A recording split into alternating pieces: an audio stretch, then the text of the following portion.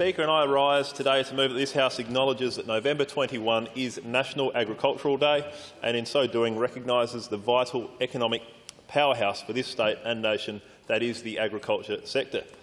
This motion, Mr Deputy Speaker, suitably recognises the contribution that our farmers, fishermen and primary producers and all associated businesses and organisations that feed, clothe and grow our social and economic wellbeing across South Australia and across Australia. Mr Deputy Speaker, not enough is made of the fact that food and farming make up Australia's biggest sector, in 2017-18 valued at a combined $60 billion. Not enough is made of the fact that Australia grows 93% of our own food and exports 2/3 of our produce, directly employing more than 250,000 Australians. And, Mr Deputy Speaker, not enough is made of the fact that Australian grain farmers play an important role as stewards of the land, sustainably managing over 23 million hectares of agricultural land, creating over 100,000 jobs in grains and 198,000 jobs in food manufacturing, and helping underpin the social fabric of our rural and regional Australia. And National Ag Day on November 21 is rightly and importantly trumpeting loudly those facts. In my view, Mr Deputy Speaker, across the board, the value of agriculture and agribusiness in this nation and here in South Australia is shamefully under-recognised, so I proudly stand to mark November 21 as National Agricultural Day. And I commend the National Farmers Federation on commencing this important annual initiative in 2017 to get the word out better just how much this nation and this state relies on the contribution of our estimated 85,700 agricultural businesses across Australia who work tirelessly and triumph often against the elements, at the mercy of when and where it rains, drought, fire and flood, disease, competing land uses and fluctuating market prices. The many risks of farming were again on show last week in the Riverland, where a 3-minute hailstorm wiped out the entire year's work, or the majority of the entire year's work, and investment for multiple growers of grapes, stone fruits, nuts and grain. Ongoing drought across the country serves to highlight the knock-on effect that goes right through whole communities. We've long understood that when it's good on the land for farmers, it's good for shopkeepers, mechanics, tyre fitters, rural merchandise distributors, shearers and casual farm workers, and machinery and vehicle dealers, etc., etc. The list goes on, Mr Deputy Speaker. Such does the agriculture and livestock industries drive local economies, and especially rural and regional local economies. So often the adversity and struggles of farmers, what needs to be done to better support them, or how bad the drought is, or the storm damage or falling produce prices are the only stories cutting through media, and more must be done to get the success message out. And the fact that this nation and this state has ever relied on primary production and farming communities for its continued prosperity. The gross value of the Australian agriculture industry increased by $3.7 billion from 2014-15 to $58.1 billion in 15-16, Mr Deputy Speaker. Australian grain farmers play an important role as stewards of the land, sustainably managing over 23 million hectares of agricultural land, creating over 100,000 jobs in grains and 198,000 jobs in food manufacturing, and helping underpin the social fabric of rural and regional Australia. And here in South Australia, primary industries and agribusiness revenue in 17-18 was $14.8 billion, directly and indirectly contributing to $19.7 billion to our great gross state product. The sector in this state supports an estimated 152,000 jobs, and that's approximately 1 in 5 working South Australians somewhat connected to this industry. And direct international exports grew by 3.4% in 17-18 to reach $6.7 billion.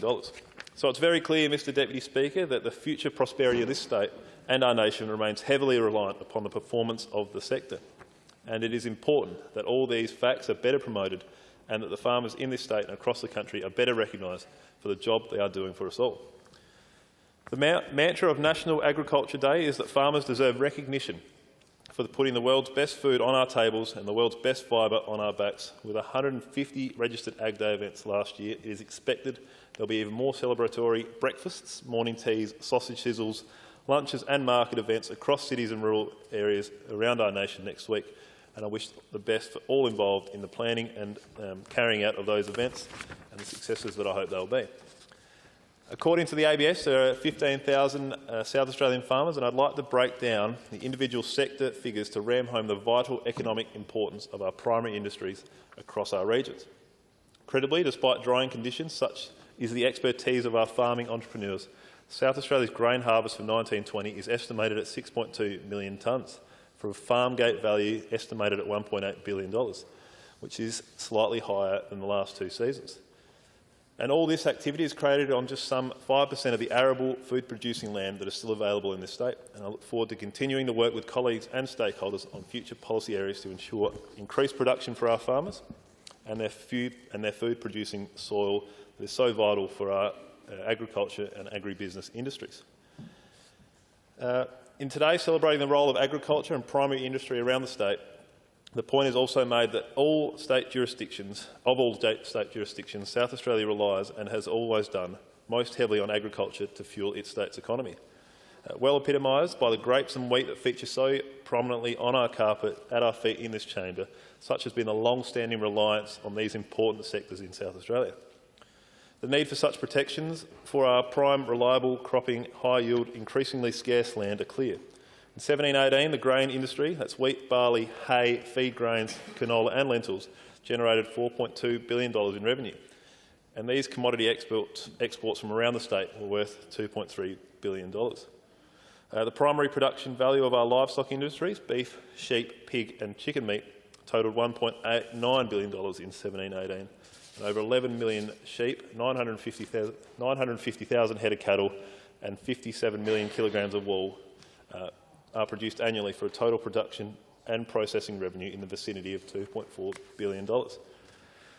In 1718, the dairy sector increased its production value by 11% to $217 million. The wool sector production was worth $568 million.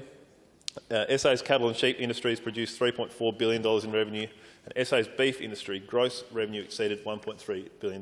Extraordinary contributions that those sectors made, Mr Deputy Speaker. National Ag Day also celebrates the role of our seafood and forestry industries, both just as vital to our state's economic future as our grain and livestock sectors. In 1718, SA's seafood industries generated 70,000 tonnes of seafood, adding $114.5 million to our gross state product, with a farm gate value of $465 million.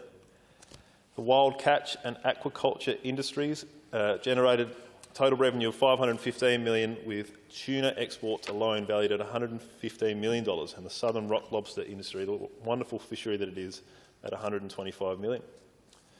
Mr Deputy Speaker, our forestry sector revenue totalled nearly $2 billion, with plantations covering some 176,000 hectares. And another important underlying fact when citing all these revenue figures is the fact that agriculture is the largest employer in many regions of rural and remote communities. Farming and primary production and agribusiness are the backbone of regional communities across South Australia and Australia, supporting retail and service industries that together all sustain life and entire populations outside of capital cities. In 2017, there were over 85,000 agricultural businesses in Australia, such as the crucial role the sector plays in job creation and regional sustainability. I'm proud to be a part of the Marshall Liberal government, Mr Deputy Speaker, that has demonstrated in so many ways it backs regional South Australia and recognises the incredibly valuable economic and employment role primary producers play, and all its associated industries play as well, in the well-being of this state as a whole. Our $750 million Royalties for Regions program and $150 million Regional Growth Fund are flagship policies. But also this government, via its Growth State initiative that is underway, has the plan and vision to grow by 3% per annum South Australia's $14.8 billion food, wine and agribusiness sector. We've instigated development of the state's first grain industry blueprint. We've undertaken the first trials of industrial hemp in South Australia for a projected $3 million per annum industry. We've introduced farm debt mediation and invested $7.5 million in a new red meat and wool growth program. There's the well overdue $25 million investment in the rebuild of the 100-year-old South Australian dog fence to benefit the livestock industry. $3.8 million announced to protect South Australian sheep and cattle industries from biosecurity threats. And we've waived stamp duty on multi-peril crop insurance, slashed ESL bills that were so cruelly put up without notice by the former government to support farmers and communities, and abolished payroll tax for small business. The Marshall Liberal government has introduced the genetically modified crops designation of area variation regulations to lift the moratorium on GM food crops on mainland South Australia from 1 December to increase farm profitability and drought resistance.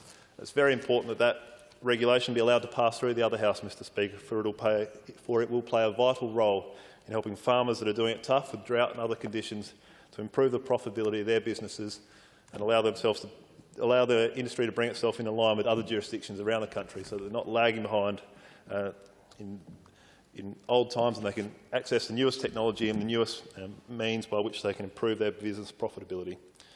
We're investing in new automatic weather stations, ag tech demonstration farms, and we've ensured that 29 new mobile phone towers for regional South Australia have been installed to support farmers and farming communities.